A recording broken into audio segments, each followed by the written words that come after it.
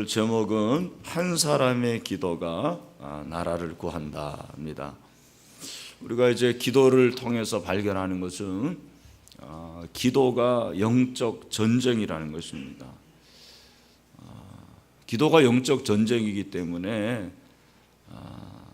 보통 해가지고는 안 되는 거죠. 전쟁을 보통 합니까? 아닙니다. 운동 경기도 보통 하면 집니다. 보통 그렇게 열심히 하지 않으면 질 수밖에 없는 거죠. 하물며 기도는 어떠하겠습니까? 보통 해가지고 안 되는 거죠. 우리가 기도가 호흡이고 대화지만 기도가 영적 전쟁이라는 것을 잊지 말아야 됩니다. 특별히 이 기도는 위기의 때에 진가를 발휘합니다. 언제? 위기의 때에. 우리가 위기를 만났을 때 어떤 선택을 하느냐가 결과를 좌우하죠. 그때 기도를 선택하는 저와 여러분이 되기를 바랍니다. 기도할 때 하나님이 일하시고 기도할 때 기도를 통해서 진가가 발휘가 됩니다. 오늘 우리가 히스기야를 살펴보는데 히스기야가 엄청난 위기를 맞고 있습니다. 그것은 국가적인 위기고 개인적인 위기고 가정적인 위기라고 생각합니다. 왜냐하면 고대에서 전쟁에서 지면 다 지는 거예요. 전쟁에서 지면 가정도 파괴되고 전쟁에서 지면 국가가 완전히 멸망하는 것입니다. 아수르가 히스기야 6년에 북쪽 이스라엘을 멸망시킨 후에 14년 그러니까 8년 후에 다시 쳐들어옵니다. 북쪽 이스라엘은 이미 멸망됐어요. 남쪽 유다가 이제 남았는데 아수르의 사네립이 18만 5천 명을 이끌고 예루살렘 성을 침공하고 예루살렘 성을 포위합니다. 이때 히스기야 왕이 어떻게 합니까? 여러분 19장 1절을 한번 보십시오. 19장 1절을 보면 히스기야 왕이 듣고 뭘 들었냐면 지금 랍사게가 선전포고를 하는 거예요. 너희들이 항복하지 않으면 멸망할 것이다. 그 말을 듣고 옷을 찢고 굵은 배를 두르고 여호와의 전에 들어가서 어디에 들어가서? 여호와의 전에 들어가서 하나님 앞에 기도를 하는 것입니다.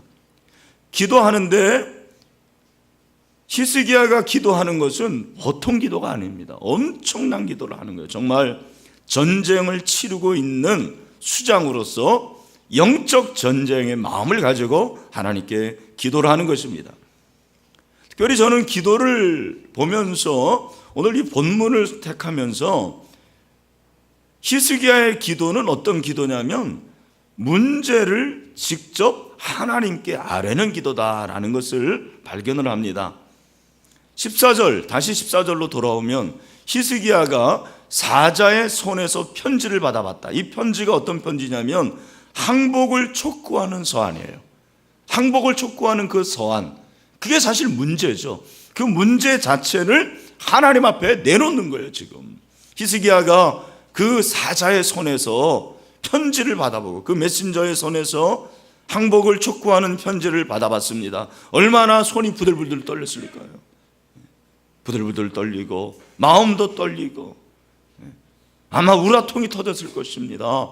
그런데 그 문제의 편지를 받아보고 하나님의 전에 올라가는 거죠. 여호와의 전에 올라가서 히스기야가 그 편지를 여호와 앞에 펴놨다고 그랬죠. 그 문제를 하나님 앞에 직접 내놓았습니다. 그렇습니다. 여러분, 이 편지는 문제의 편지입니다. 문제 자체입니다. 그러나 히스기야는 그 문제를 문제로 푸는 것이 아니고 기도로 풀었다는 것입니다. 문제로 가득한 세상입니다. 여러분, 문제로 가득한 세상을 기도의 제목으로 가득하게 만드시길 바랍니다. 이게 중요한 것 같아요. 어떤 사람들에게는 문제가 문제로 남지만 어떤 사람은 문제가 기도의 제목이 되는 것입니다. 기도의 제목이 없는 사람은 없어요. 신방 가서 물어봅니다. 기도의 제목이 뭡니까? 없습니다. 사실 문제가 없다라는 거예요? 아닙니다. 문제 다 있죠. 중요한 것은 문제를 기도의 제목으로 생각하지 못하는 것입니다. 그런 영적인 통찰력이 없는 것입니다. 여러분 오늘 이 본문에 보면은 히스기야가 위기를 당했을 때 하나님 앞에 기도합니다. 회의하지 않습니다. 작전 회의를 해야 되지 않겠습니까? 그러나 회의를 하는 대신에 그는 하나님 앞에 기도하는 거죠.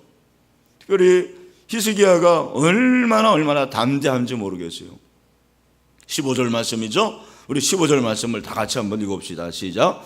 그 앞에서 히스기야가 기도하여 이르되 그룹들에 계신 이스라엘의 하나님 여호와여, 주는 천하 만국의 홀로 하나님이시라. 주께서 천지를 만드셨나이다. 아멘. 히스기야의 그 담대함의 원천을 15절에서 발견할 수 있는 것 같아요. 그 하나님을 마음에 담는 것입니다. 하나님을 기억하고 하나님께 초점을 맞추는 거죠. 여러분, 우리의 그 담대함의 원천은 다른 것이 아닙니다. 우리의 마음을 하나님으로 가득 채울 때 담대함이 넘치게 됩니다. 하나님으로 가득 만드는 거예요. 문제를 담대함으로 바꾸는 것입니다. 기도는 두려움을 극복하게 합니다. 기도는 뭐를? 두려움을 극복하게 하는 거죠. 저는 이 본문을 보면서 히스기야가 아하스의 아들로서 아버지보다 훨씬 낫다라는 생각해요. 왜냐하면 여러분 18장에 보면 아하스가 나오는데 아버지 아하스는 그때도 아수르가 쳐들어오거든요. 아수르가 쳐들어올 때 어떻게 하냐면 기도하는 대신에 아수르 왕을 찾아갑니다. 찾아갈 때 그냥 가지 않고 예루살렘 성전과 왕궁에 있었던 은금을 다 가지고 갔다고 그랬어요. 그래서 여러분 18장에 보면은 아수르 왕이 쳐들어왔을 때 그 아수르 왕 앞에서 그 아하스가 그런 일을 하는 거예요. 뿐만 아니라 여러분 참 너무너무 가슴이 아픈 것은 다메섹에 가가지고 그 신전을 봅니다. 그 신전을 보면서 아하스 왕이 이게 참 좋아 보인다고 그래서 그 신전의 모양을 그려가지고 보냅니다. 그리고 그렇게 신전을 만들고서는 하나님을 예배하는 게 아니라 우상신을 예배하는 거예요. 우상신을 숭배합니다. 이것이 아버지 아하스의 모습이었습니다. 디글락 빌레셋을 만나러 가가지고 다메섹에 갔다가 신전을 보고 그 신전대로 예루살렘에 신전을 세우고 거기다가 절을 하는 거예요. 이게 그의 아버지였습니다. 그러나 아들 히스기야는 아버지보다 훨씬 난 거죠. 하나님 앞에 먼저 기도하고 간구하는 거예요. 여러분 요즘은 참 무서운 세상입니다. 자녀가 참 무서운 거예요. 이번에 그 서울시 교육감 선거에 출마한 그 모 후보의 딸이 자신의 페이스북에 자녀를 돌보지 않은 아버지는 교육감 자격이 없다, 이렇게 주장하는 글을 올렸잖아요. 그래서 지금 이분이 사실 지지율 1인데도 불구하고 곤욕을 치르고 있습니다. 제가 이걸 보면서 참 우리 자녀들 무섭다 그런 생각이 들어요. 이제 목사들도 잘해야 될 것 같아요. 우리 아버지 목사 자격이 없다 그러면 어떡할 거예요?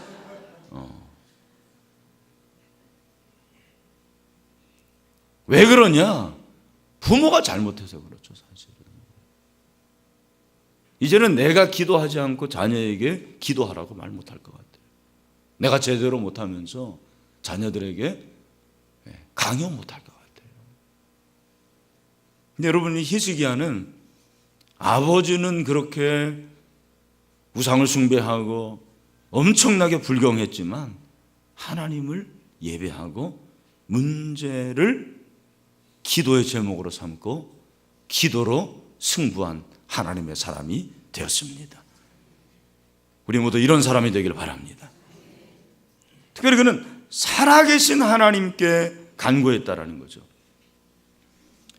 여러분, 히스기야의 기도가 참 창의적인 기도예요, 보면. 저는 그런 생각을 했어요. 15절에 보면은 하나님이 창조주 하나님이라는 걸 말하죠. 그죠? 천하만국이 홀로 하나님이시라 주께서 천지를 만드셨나이다. 그러면서 16절에는 뭐라고 하냐면 여호와여 귀를 기울여 들으소서, 여호와여 눈을 떠서 보시옵소서. 사내립이 살아계신 하나님을 비방하러 보낸 말을 들으시옵소서. 그가 생각하는 하나님, 그가 믿는 하나님 어떤 하나님입니까? 살아계신 하나님. 어떤 하나님? 살아계신 하나님. 여러분 하나님의 살아계심을 믿습니까? 그는 살아계신 하나님을 믿는 증거로 어떻게 기도하냐면 하나님 좀 들어보세요. 하나님 보세요. 하나님이 마치 사람인 것처럼, 살아있는 존재인 것처럼 그렇게 기도하는 거죠. 여러분 정말 하나님이 내 기도를 들으시지 않는 것 같고 하나님이 죽은 하나님처럼 생각되지는 않습니까? 그렇지 않습니다. 하나님은 살아계십니다. 하나님은 살아계십니다. 그 살아계신 하나님을 인식하면서 그렇게 기도하는 거예요. 하나님 좀 들어보세요. 하나님 보세요. 하나님 지금 내가 이렇게 되었습니다라고 기도하는 거죠. 히스기야에게는 하나님에 대한 인식이 뚜렷했습니다. 하나님이 살아계시다라는 거죠. 19장 4절에서도 그가 하나님께 기도하는데 하나님, 랍사게가 살아계신 하나님을 비방했습니다. 좀 혼내주세요. 여러분 다윗도 골리앗 앞에서 뭐라 그럽니까? 저 골리앗, 하나님을 모르는 골리앗이 살아계신 하나님을 모욕합니다. 그게 가장 원통한 거였어요. 여러분 기도하는 저와 여러분이 하나님이 살아계심을 믿어야 됩니다. 죽은 하나님께 뭐하러 기도합니까? 기도할 이유가 뭐가 있어요? 살아계신 하나님께 기도하는 거죠. 여러분 살아계신 하나님을 위해서 기도하는, 살아계신 하나님께 기도하는 것이 진짜 믿음이죠. 그래서 여러분 국가의 위기 가운데서 이렇게 히스기야가 기도하는 것, 어떤 분은 제가 이제 간혹 그런 분들을 만나보게 됩니다. 왜 목사님은 박근혜 대통령을 위해서 기도합니까? 왜 이명박 대통령을 위해서 기도합니까? 여러분 기도하는 것은 정치적인 것으로 기도하는 게 아닙니다. 노무현 정부 때도 기도했어요. 그것은 우리의 의무이기 때문입니다. 여러분 디모데전서 2장 1, 2절에 보니까 하나님께서 분명히 우리에게 말씀하시는 그런 것이 있습니다. 그것이 무엇입니까? 디모데전서 2장 1절 말씀 우리 같이 한번 읽어보겠습니다. 시작. 그러므로 첫째로 고란다고 그랬어요. 첫째로 뭐요? 모든 사람을 위하여 간구와 기도와 도구와 감사를 하되 임금들과 높은 지혜에 있는 모든 사람을 위하여 하라. 왜 기도해야 되는 거예요? 이는 우리가 모든 경건과 단정함으로 고요하고 평안한 생활을 하려 합니다. 첫 번째 기도가 사실은 누구를 위한 기도가 돼야 돼요? 대통령을 위한 기도가 돼야 되는 거예요. 그게 성경적입니다. 무슨 새누리당, 정치연합 이런 거 상관이 없는 거예요. 여러분 기도는 한 사람이 하지만 그 한 사람의 기도는 민족을 살릴 수가 있습니다. 국가를 살립니다. 기도하는 한 사람이 기도하지 않은 한 민족보다 위대합니다. 존 낙스가 한 말이죠. 스코틀랜드 장로교회 창시자 존 낙스가 그런 말을 했어요. 기도하는 한 사람이 기도하지 않는 한 민족보다 위대하다. 여러분들이 이렇게 참 이 아침에 왔습니다. 얼마나 피곤하십니까? 잠이 덜 깬 상태로 온 사람도 있을 거예요. 아이고, 내가 기도하는 거 나 제대로 기도도 못하는데 무슨 소용이 있겠느냐? 그렇지 않습니다. 여러분 한 사람의 기도가 우리 민족을 살릴 수가 있습니다. 그래서 저는 여러분 우리나라의 그 국회, 재헌국회라고 그러죠. 재헌국회가 기도로 시작되었다는 사실을 여러분 아십니까? 기도로 시작됐습니다. 1948년 5월 31일이죠.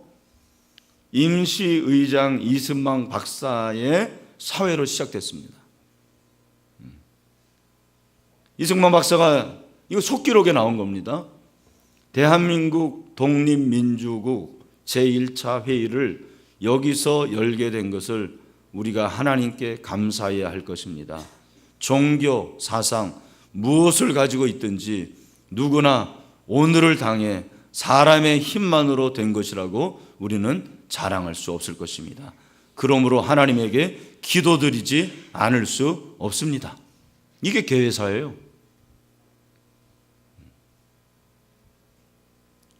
그래서 교회사를 한 후에 동의하십니까? 동의 제청 받아야죠. 동의 받고 우리가 다 성심으로 일어서 하나님에게 감사를 드릴 터인데 이윤영 의원 나오셔서 간단한 말씀으로 기도를 올려주시기를 바랍니다. 그래서 이윤영 의원이 나왔어요. 일동 길이 뵙습니다. 그리고 이윤영 의원이 기도합니다. 들어보세요. 우리에게 독립을 주신 하나님, 우주와 만물을 창조하시고 인간의 역사를 섭리하시는 하나님, 이 민족을 돌아보시고 이 땅에 복을 내리셔서 감사에 넘치는 오늘이 있게 하심을 진심으로 감사합니다. 하나님께서 오랜 세월 동안 이 민족의 고통과 호소를 들으시고 정의의 칼을 빼셔서 일제 폭력을 굽히셨으며 세계인의 양심을 움직이시고 우리 민족의 염원을 들으심으로써 역사적인 환희의 날이 우리에게 오게 하시고 하나님의 섭리가 세계 만방에 드러나게 하셨음을 믿습니다. 하나님, 아직까지 남북이 둘로 갈린 이 민족의 고통과 수치를 씻어주시고 우리 민족, 우리 동포가 손을 같이 잡고 웃으며 노래 부르는 날이 우리 앞에 속히 오게 해주시기를 기도합니다. 하나님, 민생의 도탄이 오래 갈수록 이 땅의 악마의 권세만 확대될 것이오니 거룩하신 하나님의 영광이 속히 이 땅에 임하게 하시기를 원합니다. 우리에게 독립을 주신 하나님, 이제는 남북의 통일을 주시고 또한 민생의 복락과 아울러 세계 평화를 허락하여 주시기를 원합니다. 우리 주 예수 그리스도의 이름으로 기도합니다. 아멘. 이게 제헌국회 속기록에 기록되어 있는 내용입니다. 놀랍지 않습니까? 감동스럽지 않습니까? 근데 보니까 여러분, 그때나 지금이나 우리 민족은 남과 북이 갈라져 있습니다. 통일의 그날이 오기를 소원합니다. 여러분, 세월호 사건을 놓고 책임 공방이 치열합니다. 대통령의 책임이다. 초기 대응을 제대로 못한 해경의 책임이다. 그래서 해경이 이제는 해산이 됐죠. 누구의 책임입니까? 여러분, 한국교회의 책임은 아닐까요? 저의 책임이죠. 저의 책임. 여러분의 책임 아닙니까? 우리가 제대로 신앙생활을 하지 못했기 때문입니다. 기도하지 못했기 때문입니다. 저는 하나님께서 우리에게 다시 한번 기도할 수 있는 기회를 주셨다고 생각을 합니다. 그래서 이번에 여러분들이 이 세일의 기간 동안에 한 끼 좀 금식하면 좋을 것 같아요. 나라 민족을 위해서 한 끼 금식하고 정말 민족을 위해서, 나라를 위해서 기도를 한번 해봤으면 좋겠어요. 물론 나의 기도의 제목도 있고 교회의 기도 제목이 있지만 나라 민족을 위해서 기도할 수 있는 저와 여러분이 되시기를 바랍니다. 정말 한 사람의 기도가 나라를 살립니다. 저는 기도가 애국이라고 생각하는 사람이에요. 기도가 애국입니다. 우리가 뭐 나라를 위해서 세금도 내고 나라를 위해서 국방도 하고 나라를 위해서 교육도 하고 나라를 위해서 근로도 하지만 거기에 나와 있지 않은, 어떻게 보면은 우리 국민의 가장 큰 의무가 저는 기도라고 생각합니다. 우리가 이렇게 기도하는 걸 뭐 세상 사람들이 뭐 대단하게 여기겠어요? 그러나 하나님은 우리의 기도에 주목하십니다. 히스기야의 기도를 통해서 여러분 18만 5천 명이 하루아침에 송장이 되잖아요. 여러분 보십시오. 19장으로 넘어가십시오. 19장에 보면은 35절, 이 밤에 여호와의 사자가 나와서 아수르 진영에서 군사 18만 5천 명을 친지라. 아침에 일찍 일어나 보니 다 뭐가 됐더라? 송장이 되었더라. 국가의 위기 가운데서 하나님께서 위기를 건져주시고 구해주시는, 그리고 승리하게 하시는 역사가 일어나게 되었습니다. 마지막으로 역대하 7장 14절로 말씀을 마무리하겠습니다. 시작.